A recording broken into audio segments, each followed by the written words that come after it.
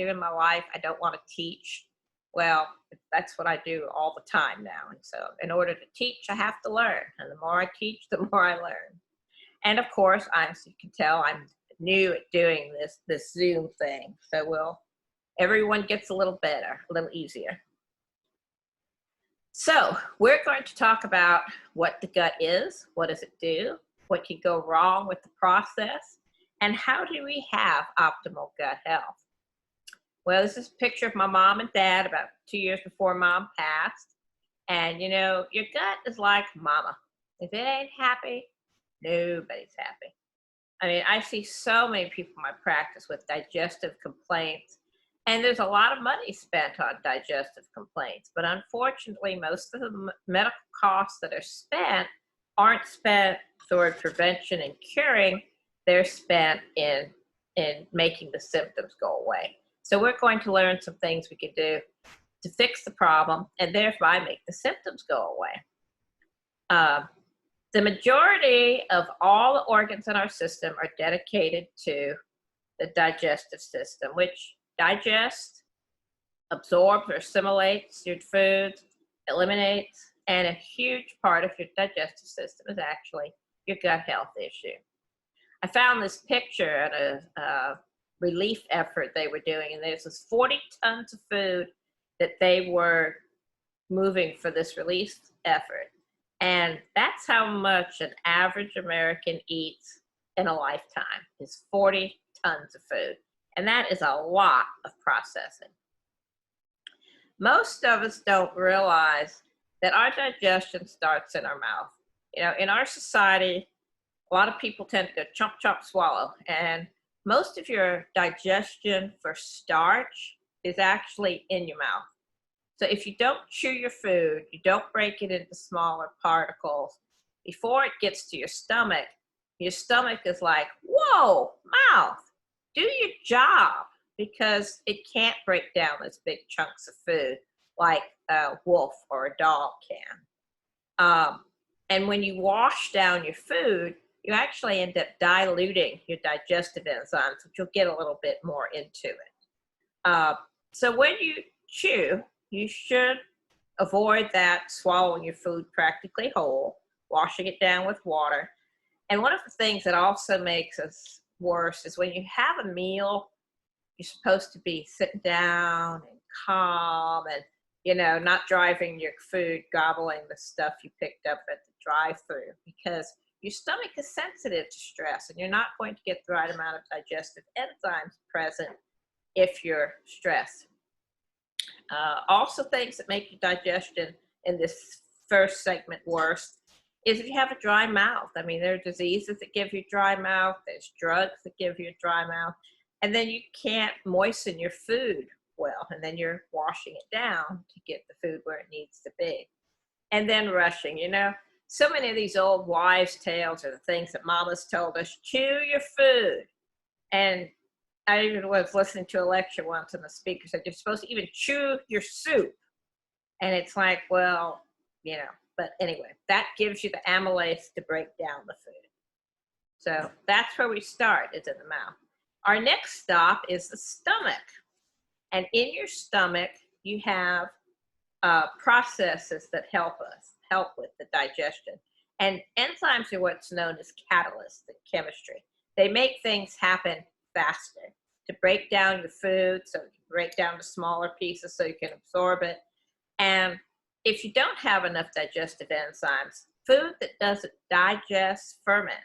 It ferments, and if it ferments, it rots. And if it rots, it makes gas, and it's got to come up one end or go out the other end.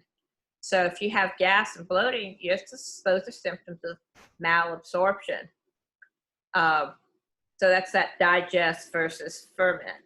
Now, for the body makes enzymes in the pancreas. It stores it in the gallbladder, and when you eat a meal, the gallbladder squirts those enzymes into your stomach, so it will break down your food.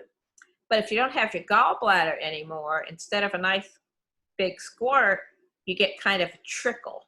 And so lots of people, after they've had gallbladder surgery, notice they don't digest well. And so they need more enzymes. You know, enzymes are present in our raw foods, but because they're made of protein, they're very heat sensitive. And most of us don't eat raw foods, or most of our foods are cooked. And when we do this for decades, the pancreas says, huh, okay, I've made all the enzymes I'm going to make, you're out. And that's why a lot of people have problems with gas and bloating, because they don't have enough enzymes. Many organs, 2/3 of our organs, require digestive enzymes. A lot of them are really important in getting the trash out of our systems. And enzymes help support our biofilm, which we'll talk about shortly, and the detoxification pathways. So after the age of 40, most people need some kind of digestive enzyme, unless they're eating a lot of foods that are raw. But there are some options for people who say, well, I don't want to take enzymes. Well, we'll talk about some options. Something else in your stomach is hydrochloric acid. And there's some little specialized cells called the parietal cells in the stomach that make this hydrochloric acid. And hydrochloric acid is really important because it kills bacteria, fungus, yeast, parasites, viruses, things that are contaminants in our food from the outside world. And it's decreased by a number of things: antacids, antihistamines, age, taking the purple pill, and something I don't have on this list, which I'd kind of forgotten about. I did an appointment with the patient who has Helicobacter pylori. And so that it can survive in your stomach, which is a very acid environment, it actually produces chemicals that decrease the hydrochloric acid secretion in your stomach. So if you have H. pylori, it also makes you much more sensitive to or susceptible to other infections. And the interesting thing, if you have low hydrochloric acid, people say, oh, I have reflux, I have too much acid. But you have reflux not because you have too much acid. It's usually because you have too little acid or too little digestive enzymes. Because remember, food that doesn't digest ferments, it rots, it makes gas. So the gas coming upward is bringing acid and food.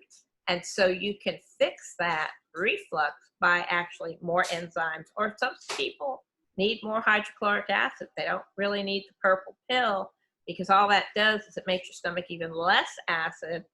It decreases the symptoms, but it makes the problems even worse, because now it's even harder for you to digest your foods and get your nutrients. So let's talk a little bit further down the gut. But the gut is something I remember way back when I was in medical school. I always like to say, when dinosaurs ruled the earth and we watched the pterodactyls fly into the sunset that long ago. Even back then, we knew that the immune system and the gut were tied into each other. And it's called the gut-associated lymphoid tissue, and I have a picture for you in a minute. That's part of your innate immune system, which is what we talked about last week in the How Not to Go Viral lecture, which I believe is available on Facebook now. But in this innate immune system, you have things like macrophages, neutrophils, natural killer cells, antibodies, cell-mediated immunity are located in this lymphoid tissue. It's 400 square meters of surface area. It's the largest immune system compartment of the body. So most of your immune system is in your gut. Most of your T cells, which are very important to fight infection and disease processes, are in your gut. And it's interesting how much is 400 square meters. If you were to run around this tennis court 16 times, that's 400 square meters. That's a lot. That's huge. And it's amazing how it's all curled up and it actually fits in there. So here's your gut-associated lymphoid tissue. The pink stuff at the bottom is actually the intestine itself. And then you can see in the mucus, there's a number of things that are beneficial there, including your antigens and your biofilm is in that mucus. And biofilm, you'll hear the term again, but basically it's just a whole bunch of bacteria. And hopefully we have the right types. Down at the bottom, you have some places in the Peyer's patch, which are actually a readily identifiable patch histologically, where you produce your T cells, your B cells. So that's a little slide of your lymphoid system in your gut. Now, talk about bacteria, you know, they're not all bad. We need our bacteria in our gut. In fact, we are more bacteria than we are human. There are 10 times more bacteria in our body than there are human cells, bacterial cells versus human cells. I like this analogy here. The human brain weighs 3 pounds average. And the bacteria in our body are 3.5 pounds. Now think about how tiny bacteria are. So it takes an awful lot of them to get together to make 3.5 pounds. Oops, okay. So we mentioned biofilm. Biofilm is bacteria lining our intestinal system, and it does a lot of great things. It helps with decreasing absorption of heavy metals.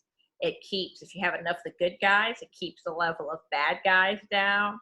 It makes 4 of our B vitamins, and it helps digest fats and proteins, keeps us giving that get up and go feeling every day.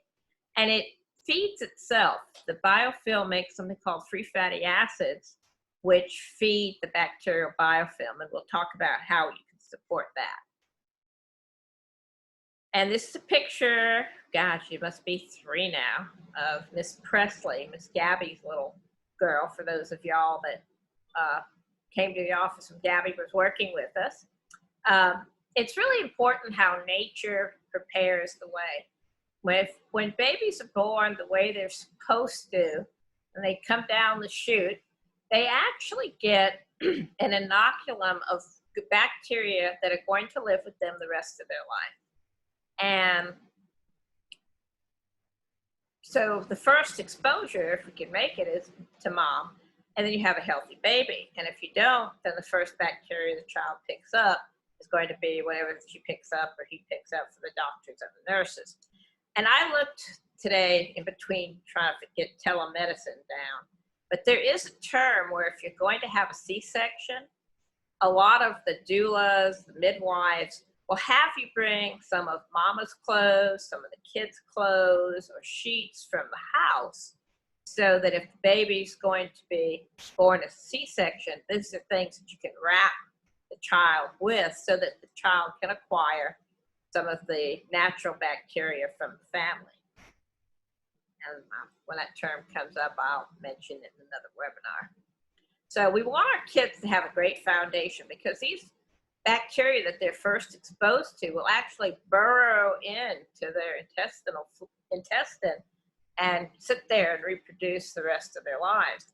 I mean, you see a lot of kids that have had C-section children that seem to have more problems with ear infections and that sort of thing, because they really miss that opportunity, especially if mom doesn't breastfeed, to get those beneficial bacteria.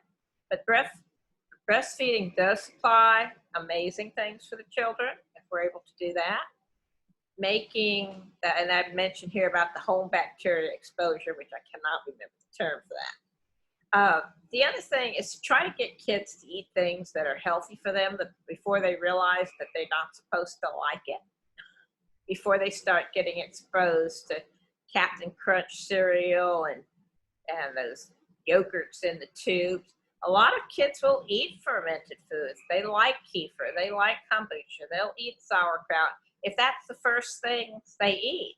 I remember when Gabby was introducing Miss Presley to real food, she gave her avocado. She didn't know she wasn't supposed to like avocado, so she eats more healthy things than most kids I know.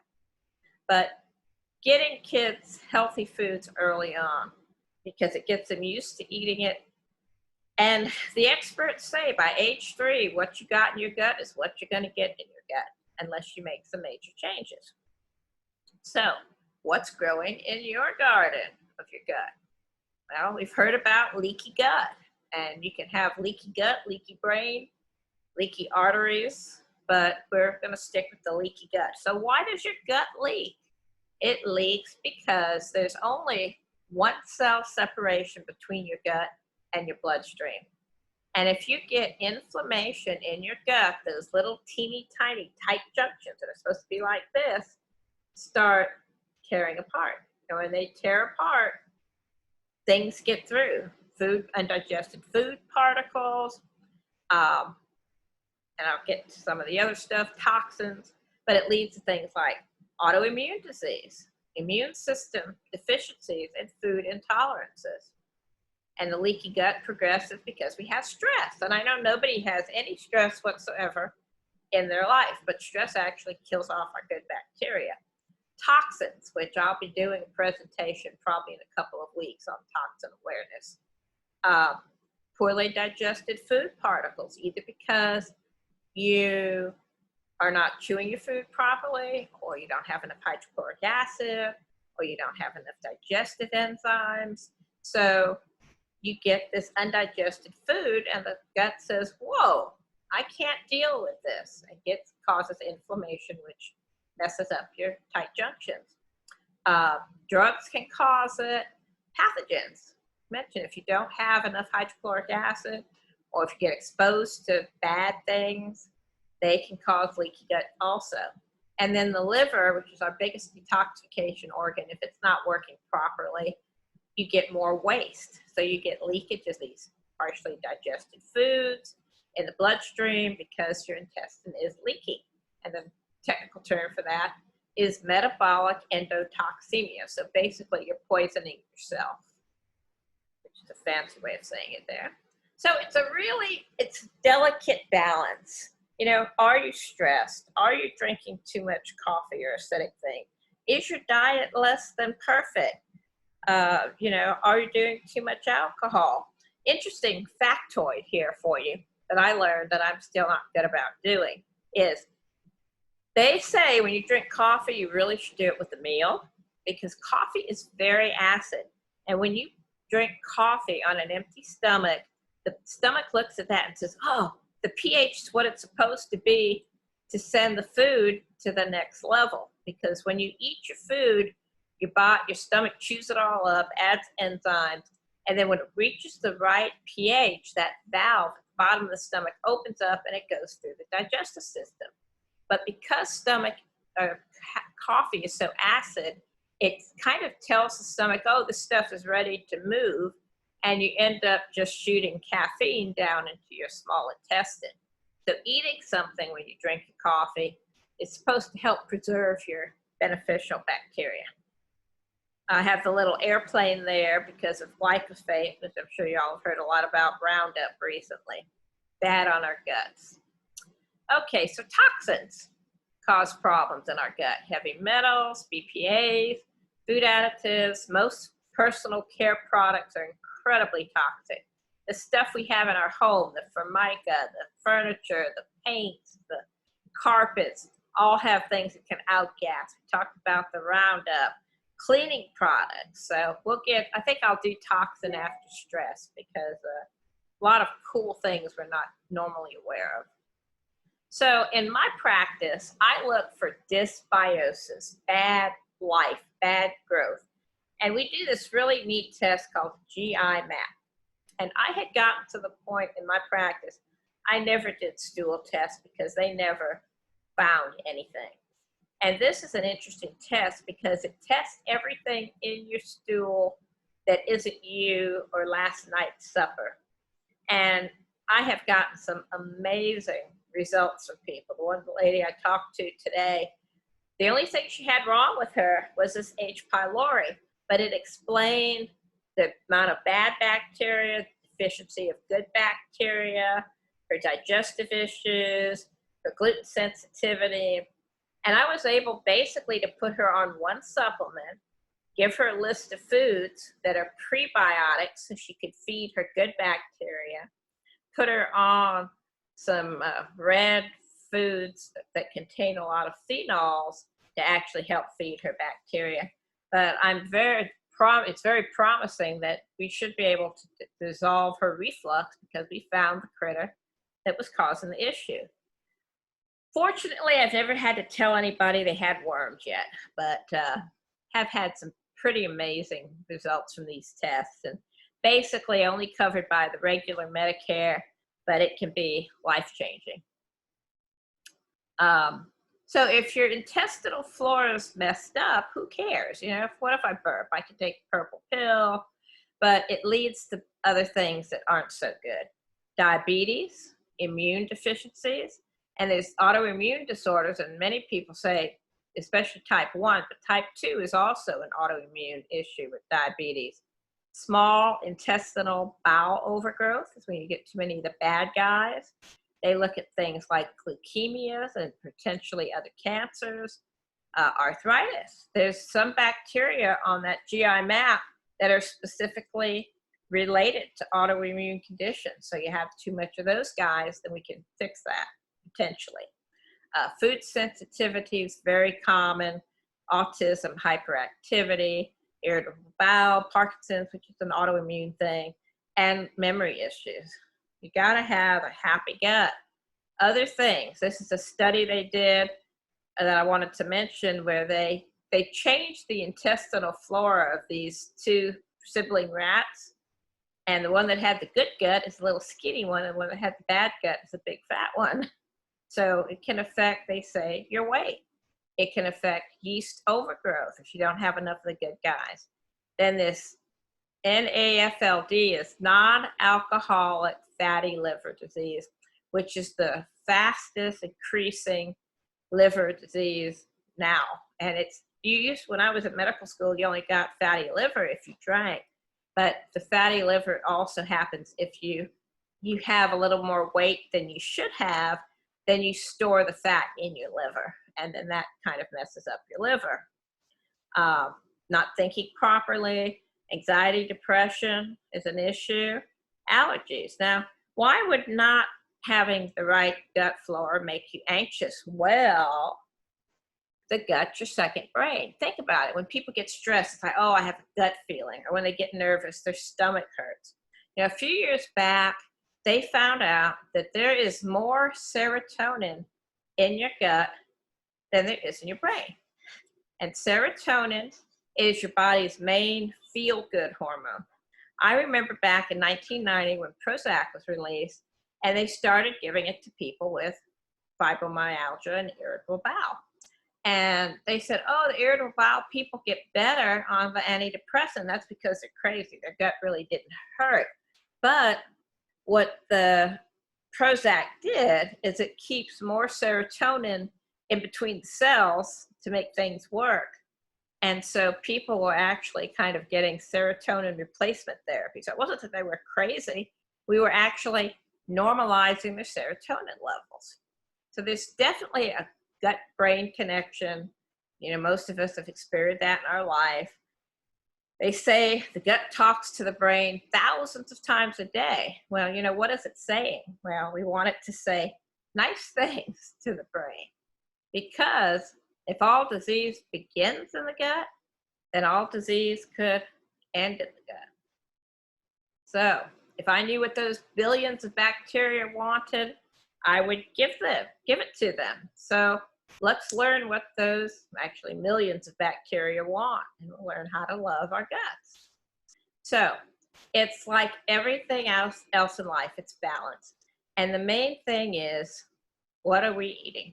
Because what we eat is what our bacteria eat. And if we don't eat the right stuff, then they don't get the right stuff. I love this proverb. When diet is wrong, medicine is no use. When diet is correct, medicine is of no need. Now, maybe not no need, but less need. So what do? And most of us, we're old enough, we know what healthy diet is. Krispy Kreme donut, bad. Avocado, good. But I like to start with, you know, chew your food, because if you're not breaking it down in enough pieces, it's not going to be digested well. You don't take your enzymes after the age of 40 or when you notice you're having symptoms. You have to have that to break your food down. All of my patients know about water. It is critical to get your half your body weight in ounces in every day. But you see people sit down to eat and then they have glasses like this and they drink 3 or 4 glasses of that with a meal. And what they're doing is diluting their digestive enzymes. And you should stop drinking about 30 minutes before a meal for about an hour or so after. But if you're good at drinking your meals or your water before your meals, you're not going to be thirsty at your meal. You're not going to have to drink with the meal. I mean, if you have something really dry or if you have a medical issue, you might have to do some sips of something. But this drinking a quart of water with a meal is definitely counterproductive. We'll talk a little bit more about beneficial bacteria as well as the prebiotics, which feeds your probiotics, and how we can fix our intestine if it's not healthy. So I always prefer, if you can get your supplementation and your nourishment through your food, that's the best thing. But unfortunately, I can tell you, I have patients who eat a whole lot better than I do. You know, are you eating nourishing food? Are you eating well? Do you do fermented foods? Are you doing organic? So certain things should be organic, other things not so much so. Are you doing fruits and veggies? I had a wellness exam with a patient today, and we did antioxidants, and they were incredibly low. And you know, he works out, he does a lot of the right thing. But I said, you know, the problem is that you're probably not eating enough of the right stuff to support what you're doing. It's not that you're eating bad stuff. You just, you know, you run 7 miles a day, and that is a huge stress on your body. So you have to give your body what it needs to rest and repair. And lots of times I direct people to the MyFitnessPal app because it's a good place to start. It's not perfect, but it gives you an idea of where to start. People say, well, I'm vegetarian or I'm vegan and I can't get my protein. And for women, protein nutrition deficiency is huge. It's huge. I mean, in our practice, we do check the body composition to see how much of you is muscle and fat and water. And I mean, I have some amazing patients as far as their muscle mass on both ends that are really excellent, so much better than I expect. And then you look at somebody and it's like, oh, their body mass is good, their weight's good, they look amazing. And we look on the inside and they have no muscle mass. A recent study said that through one of my regular doctor journals that sarcopenia, which is fancy doctor for low muscles, is basically associated with dying sooner and faster. You go to the hospital more, when you go, you're sicker, you stay longer. So having good muscle mass is incredibly important. And weight training is kind of the way most of us have to go, but making sure you eat what you need. So even if you're vegetarian or vegan, there are plenty of foods that are high protein. You eat like sprouts. I had some sprouts tonight for supper. They were easy to fix and they were delicious. So you find those things that you like that give you what you need and eat more of them. Fermented foods, and I grew up in Hawaii, so people ate all these weird fermented foods. I hated, and it's amazing, I don't have sauerkraut on there. I always hated sauerkraut because I ate this canned stuff that was disgusting. But at one of my meetings, it may have been the gut health, I had sauerkraut, fresh sauerkraut at one of my meetings. And a lady who isn't even my patient, about a month or two later, she says, you know, I never eat sauerkraut because it always looks so gross. And she said, I ate it at your meeting. And I find the fresh sauerkraut, the ones you find in the health food stores, even here in Baton Rouge, the Walmart carries a cold refrigerated sauerkraut next to the hot red hot dogs. But it tastes good. It's like crunchy coleslaw. In fact, Chris's mom always made coleslaw with vinegar. At least that's what he tells me. And if it isn't, you can tell me later if he's a liar, Miss Virginia. But to me, it kind of tastes like the coleslaw that Chris makes, but a little bit of punch. So if you could find a fermented food that's not in a can because the heat kills the good bacteria, go for it. Miso, kimchi, kombucha, kefir, yogurt. I don't know why I left sauerkraut off of this list. But things like yogurt, you can make yourself. Kombucha, you can make yourself. And there's so many benefits to fermented foods. It gives you both your prebiotics and your probiotics. If you don't want to take supplements, you can do more fermented foods.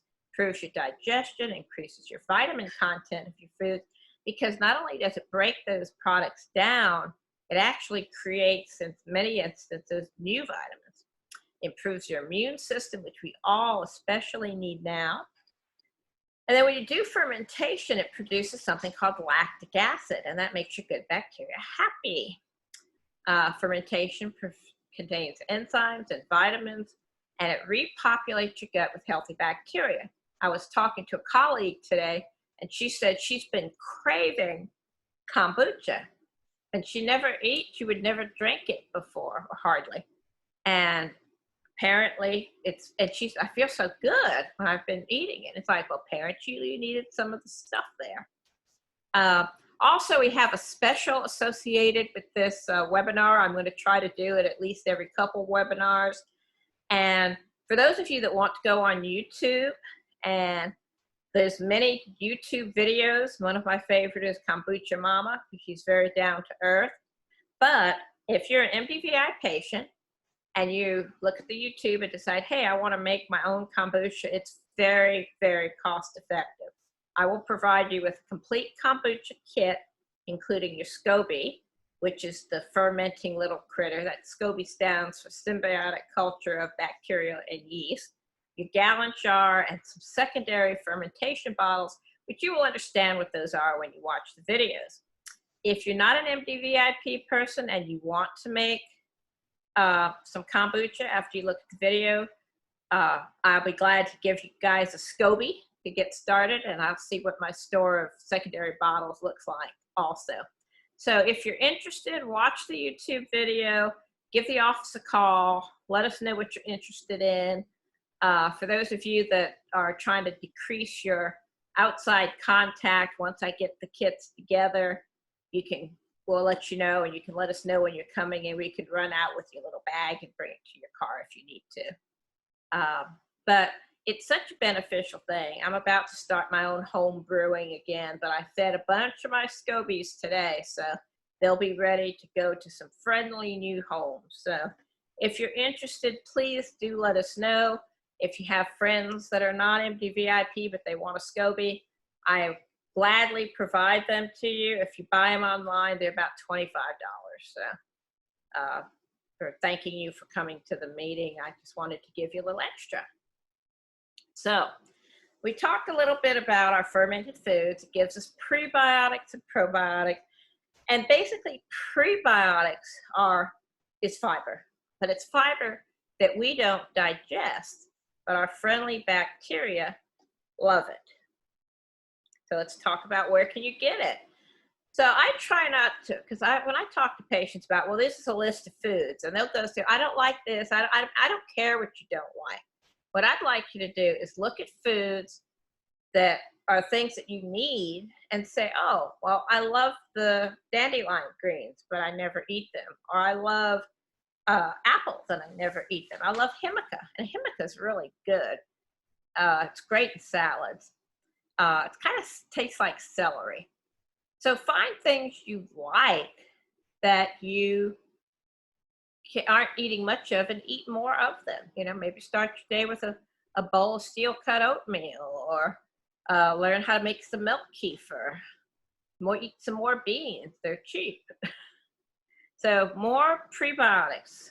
Now there are supplements you can take to help with that, but you can always start with your foods. So what else helps your gut? Bone broth. Big I haven't heard as much about it now. It's now all we talk about is viruses. But bone broth is very nutritional. I remember when my mother used to make soup, and she'd boil everything before she put her vegetables in it to like those bones just crumble. And that helps with the components of that, especially L-glutamine, helps restore your intestinal membrane. Raw honey, which Chris did a new harvest, hasn't bottled anything yet. I'll let you know how it tastes. So we do have spring 2020 coming out soon. Doing organic or wild animal products is less toxic than our farm-raised materials. Walnuts, besides helping your gut, it helps with cholesterol. And then in natural medicine, there's something called the law of similars. And if you look at a walnut, it looks like a little tiny brain. And it's high in omega-3s, which are good for our brains. So you learned a little something different tonight. This slide never works. I don't know why. But supplements for guts, if you want to do supplements, include things like aloe vera, berberine, turmeric, which you can eat this. You can do fiber, slippery elm is incredibly healing to the gut. And in fact, George Washington and his troops survived that winter in Valley Forge actually eating slippery elm bark. Marshmallow, vitamin C, antioxidants, liquids, licorice, chlorophyll, omega-3s, stress-reducing supplements all help the gut. Essential oils can provide antioxidants. They can decrease stress. Stress is bad. Well, most stress is bad. Some stress is good, but what we mainly associate with stress is not good. They contain these polyphenols, which helps feed our gut bacteria. Do some research on the oils. Many of them just smell good. Diffuse some grapefruit, lemon, lavender. It smells good. It relaxes us.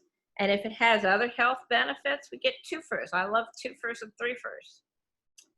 Okay, so a few optimal interventions for optimal gut health. Remember, the CCDC and the WHO are telling us things that are very, very helpful, but it's not the whole thing. Big things are get your gut healthy, and some of the things that help. Get your sleep.